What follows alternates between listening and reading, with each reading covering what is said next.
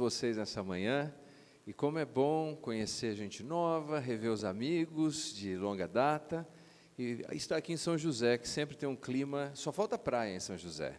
O clima vocês já têm, né? Dá vontade de sair e falar, vou fazer uma caminhada na orla hoje. Mas deve ter um grande lago aqui, tem algum grande lago? Ou mais próximo é Ubatuba, Caraguá?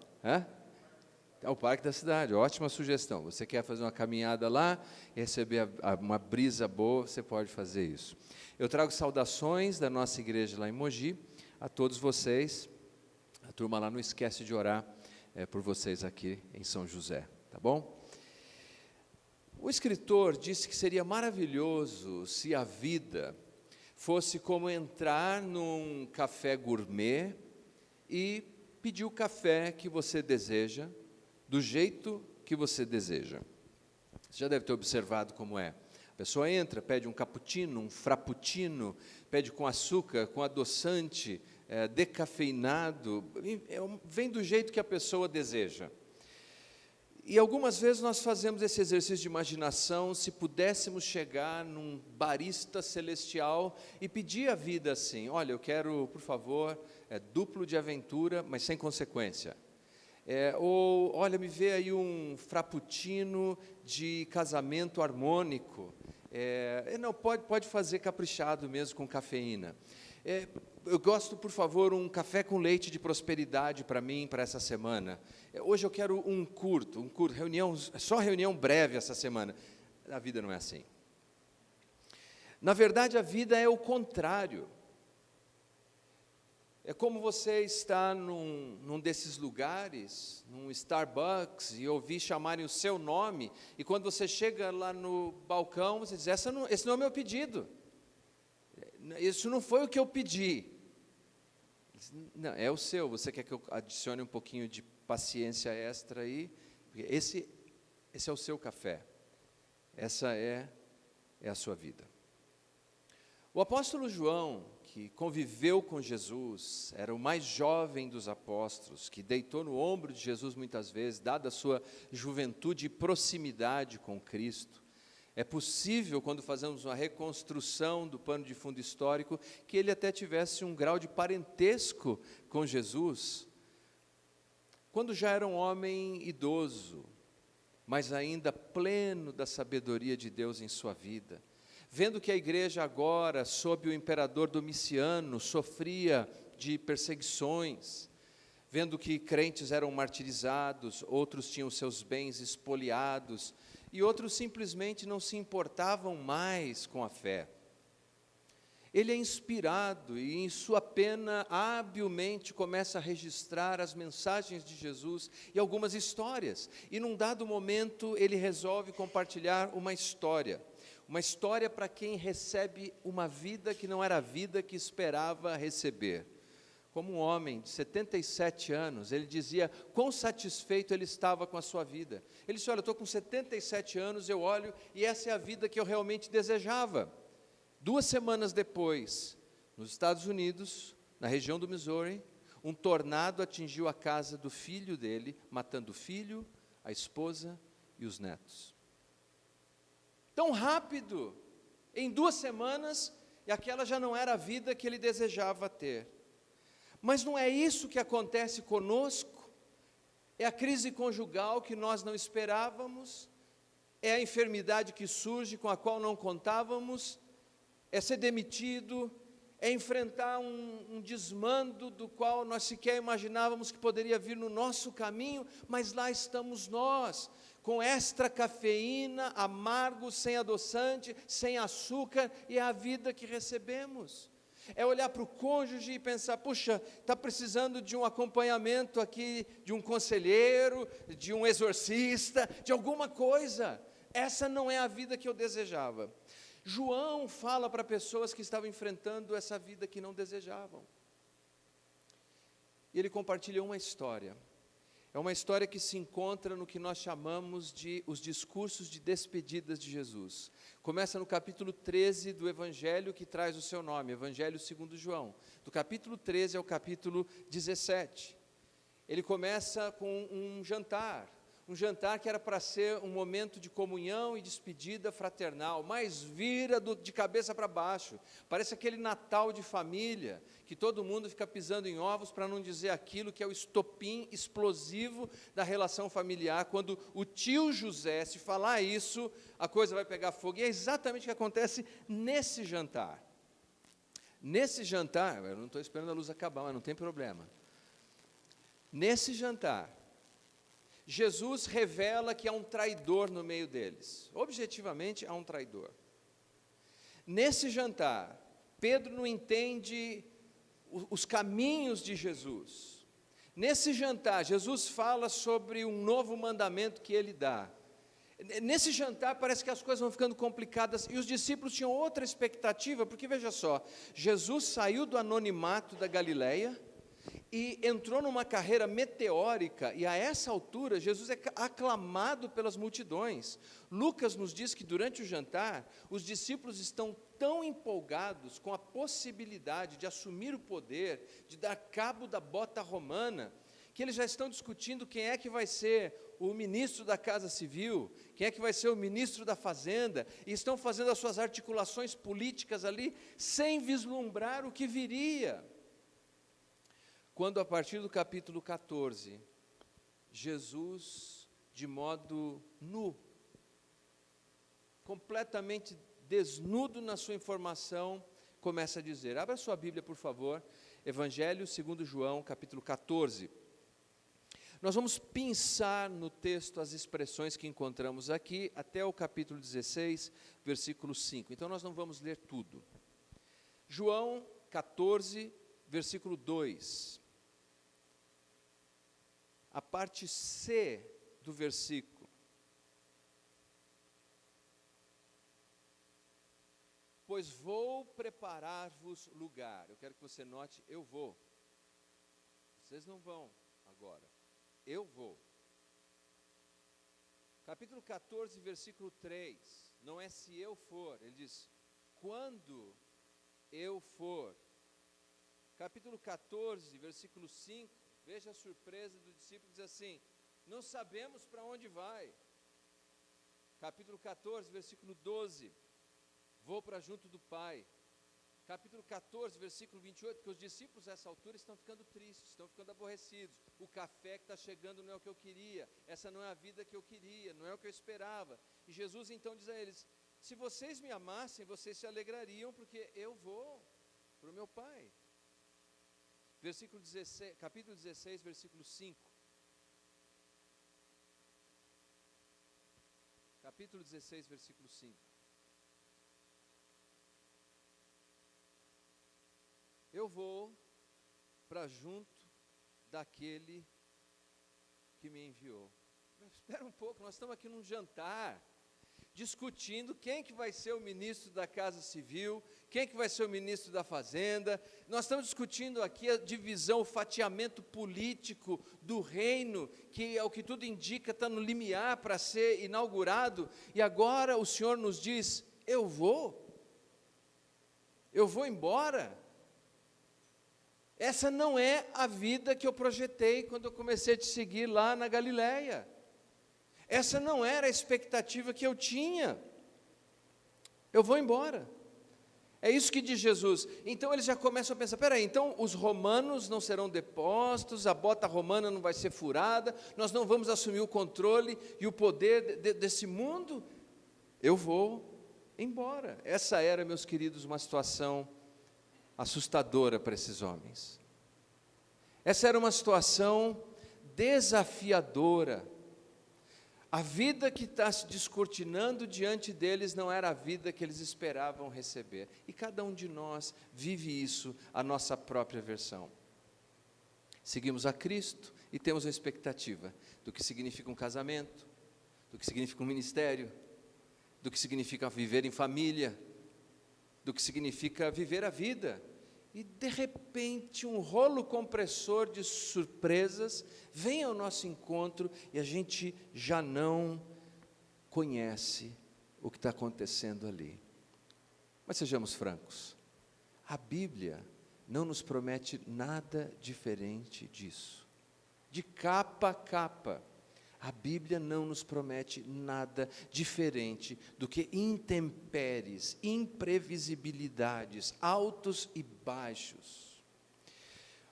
O sábio do Antigo Testamento, Rei Salomão, nós atribuímos a ele o livro de Eclesiastes, o livro pessimista do Antigo Testamento, diz assim, no capítulo 3, eu vou ler o capítulo todo, é curto, para nos dar a percepção desses altos e baixos e dessa dinâmica da vida. Veja só. Tudo tem o seu tempo determinado e há tempo para todo o propósito debaixo do céu. Há tempo de nascer e tempo de morrer, tempo de plantar e tempo de arrancar o que se plantou, tempo de matar, tempo de curar, tempo de derrubar, tempo de edificar, tempo de chorar, tempo de rir, tempo de prantear, tempo de dançar, tempo de espalhar pedras e tempo de ajuntar pedras, tempo de abraçar, tempo de afastar-se de abraçar, tempo de buscar, tempo de perder, tempo de guardar, tempo de lançar fora, tempo de rasgar, tempo de coser, tempo de estar calado, tempo de falar, tempo de amar, tempo de odiar, tempo de guerra, tempo de paz. Que proveito tem o trabalhador naquilo em que trabalha, tendo visto que o trabalho que Deus deu aos filhos dos homens para com eles os exercitar, tudo fez formoso ao seu tempo. Também pôs o mundo no coração do homem, sem que este possa descobrir a obra que Deus fez desde o princípio até o fim. Já tenho entendido que não há coisa melhor para eles do que alegrar-se e fazer bem na sua vida. E também que todo homem coma, beba, goze do bem de todo o seu trabalho, isso é um presente de Deus. Eu sei que tudo quanto Deus faz durará eternamente. Nada se lhe deve acrescentar e nada lhe deve se tirar. E isto faz Deus para que haja temor diante dele. O que é já foi, o que há de ser também já foi, e Deus pede conta do que passou. Vi mais debaixo do sol, que no lugar do juízo havia impiedade, no lugar da justiça havia iniquidade. Eu disse no meu coração, Deus julgará o justo e o ímpio, porque há um tempo para todo propósito, para toda obra. Disse eu no meu coração, quanto à condição dos filhos dos homens, que Deus os provaria, para assim pudessem ver que são em si mesmos como os animais. Porque o que sucede aos filhos dos homens, isso também sucede aos animais. E lhes sucede a mesma coisa, como morre um, assim morre o outro, e todos têm o mesmo fôlego. E a vantagem dos homens sobre os animais não é nenhuma, porque todos são vaidades. Todos vão para o mesmo lugar, todos foram feitos do pó, todos voltarão ao pó. Quem sobe o fôlego do homem vai para cima, o que o fôlego dos animais vai para baixo? Assim que tenho visto que não há coisa melhor do que alegrar-se o homem nas suas obras, porque essa é a sua porção, pois quem o fará voltar para ver o que será depois dele? Schopenhauer, o alemão filósofo, foi um dos mais pessimistas escritores da história. Salomão faz ele corar de vergonha por ter tido um certo grau de otimismo. Mas note você, que nessa dinâmica negativa da vida, ao ponto de Salomão dizer, o que acontece com um cão, é o que acontece com o homem. Eles vão morrer, vão para o mesmo lugar. Aqui a descrição salomônica é a sepultura, o pó. Mas note que a palavra-chave para Salomão é debaixo do céu e debaixo do sol. É a vida numa perspectiva sem eternidade. É uma vida apenas na entropia do envelhecimento, do tempo e do espaço. Como disse uma pessoa querida, já idosa, ele falou, envelhecer não faz amizade com ninguém.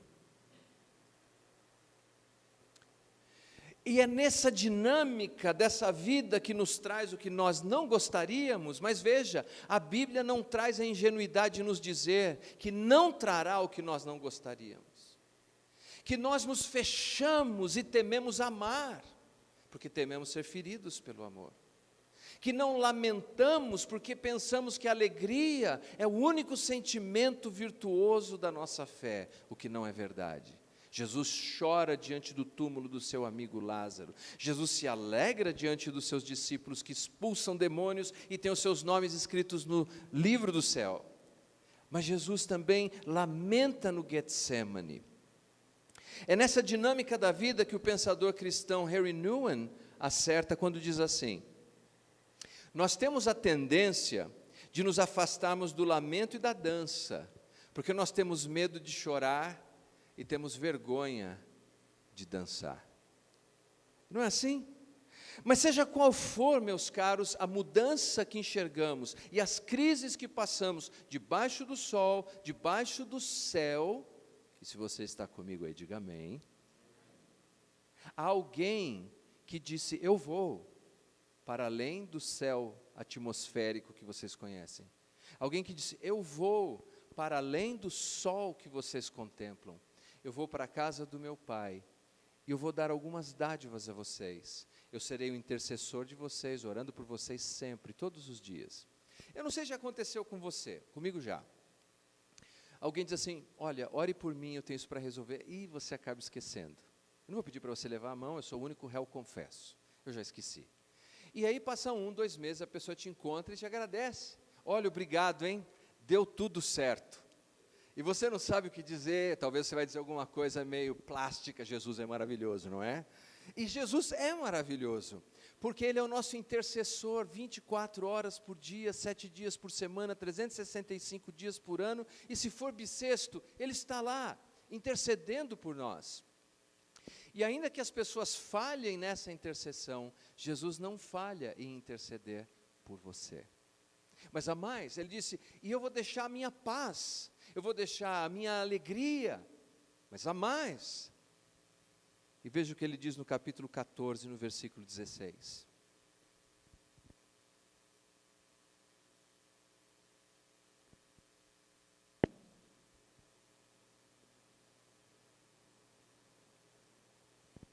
Eu rogarei ao Pai, Evangelho de João 14, 16.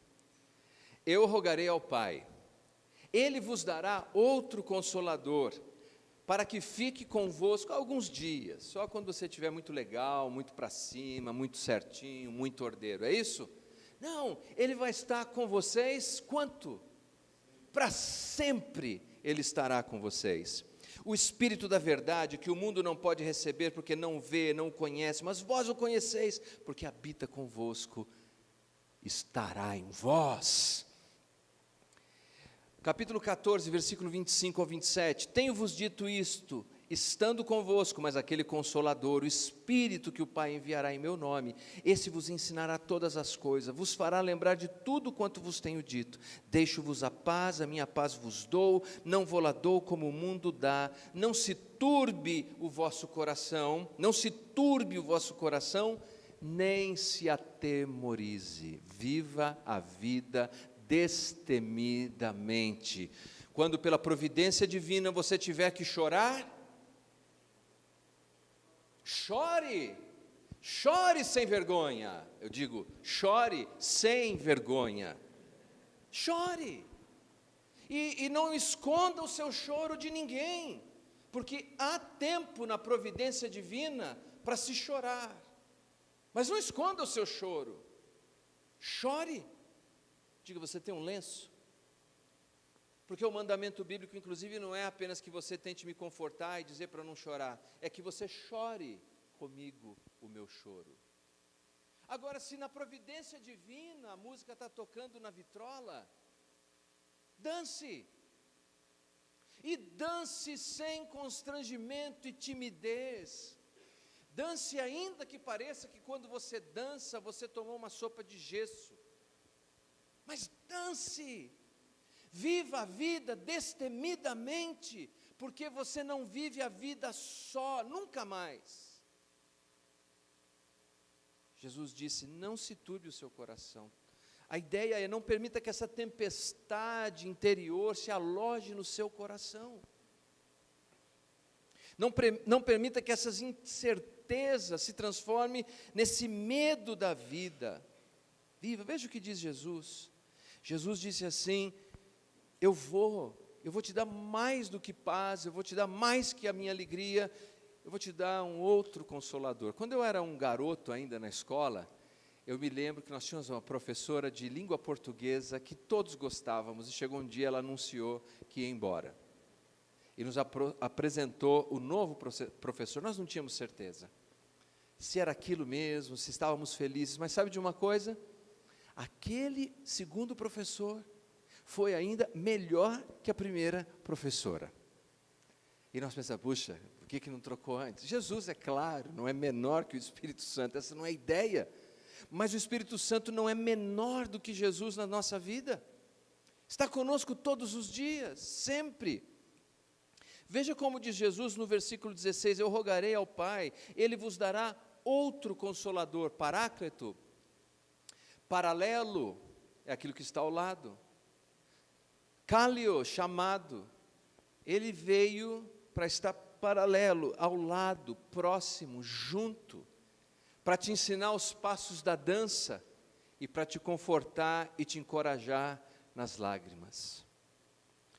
Quando ele diz, eu enviarei outro, a língua grega é interessante nesse sentido, porque ela tem duas palavras para outro. Outro, que é heteros, que é completamente diferente, e outro, alon, que é outro igual, idêntico. Imagina o seguinte, que eu estou sentado aqui na nossa igreja, na primeira fileira, lendo um livro muito legal, cujo autor é o Leandro Tarrataca. E você olha e fala, poxa, esse livro tem que ser muito bom, olha lá, é do Leandro Tarrataca esse livro aí. E você começa a olhar para o meu livro, e eu digo assim, olha, pode ficar com esse livro, até porque o Leandro Tarrataca é um dos mais humildes escritores que eu conheço, você pode ficar com esse livro. Aí você vai dizer, não vou ficar com o seu livro. E então eu digo, você pode ficar, porque em casa eu tenho outro. É outro diferente ou é outro igual? Quando eu digo fica com esse porque eu tenho outro, é porque em casa eu tenho outro igual. Se ficou interessado no livro, em casa eu tenho outros iguais, é só me avisar, eu faço chegar até você. Outro igual, é isso que Jesus disse, e na língua grega isso fica claro, fica muito claro que quem vem é outro igual a mim. Sabe por que vivemos a vida com temor? Porque turbamos o nosso coração? Porque vivemos com medo do lamento ou da celebração? Porque queremos viver a vida na nossa própria força. E Deus, todos nós, meus queridos, Ele permite que cheguemos naquele limite, naquele ponto, para a gente entender que não se deve viver a vida como órfão, mas totalmente dependente dEle. E quando é assim, ainda que o pessimismo salomônico venha ao nosso encontro com as suas variações climáticas nessa dinâmica da vida, eu sei que além do céu, além do sol, o meu Senhor, na sua providência, permitiu aquilo que eu estou vivendo, do jeito que eu estou vivendo, na hora que eu estou vivendo, e eu abraçarei aquilo, com o luto ou com a alegria necessária, mas eu viverei a vida intensamente e destemidamente, porque eu sei que maior é aquele que está em mim do que aquele que está no mundo. Pense você, como muita coisa na nossa vida, já no passado não fez sentido, a gente esquece, mas não fez sentido. Quando nós vivíamos na vida intrauterina, várias coisas que aconteciam ali não faziam o menor sentido. Por exemplo, você estava ali e de repente começou a crescer um nariz. Você fala, para que eu quero um nariz aqui na minha vida intrauterina? Eu não preciso. Pulmões, eu não preciso de pulmão, cabelo, enfim, várias coisas foram surgindo enquanto você estava lá dentro. E você fala, mas para que essas coisas estão nascendo em mim e sendo produzidas em mim? Eu não preciso de nada disso. Lá na vida intrauterina, se você fosse orar e falar, Senhor, por quê? Porque essas coisas estranhas, olhos, eu não preciso de olhos aqui dentro.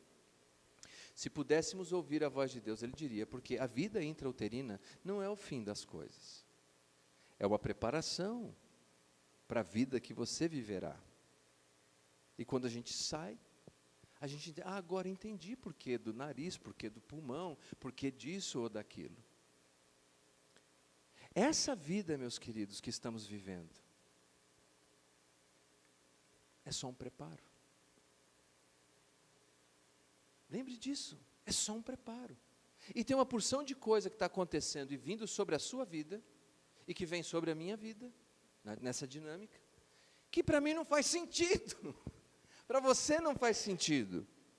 Mas se pudermos ouvir a doce voz do Senhor nessa manhã, Ele dirá, essa vida não é um fim em si mesmo, é um preparo para a vida que em breve virá. Então, firme, prossiga, destemidamente. O Senhor é com você. Vamos orar.